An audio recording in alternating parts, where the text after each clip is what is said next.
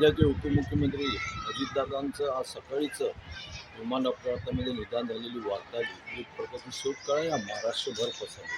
केवळ महाराष्ट्रात नाही तर या देशातल्या ज्या युवक होतं, ज्या युवकांचं त्यांनी श्रद्धास्थान होतं, एक आपलासा वाटणारा नेता, हवाहवासा वाटणारा नेता आज अचानकपणे निघून गेल्यामुळं आज एक प्रकारची मोठी पोकळी या राज्यामध्ये पसरली आहे.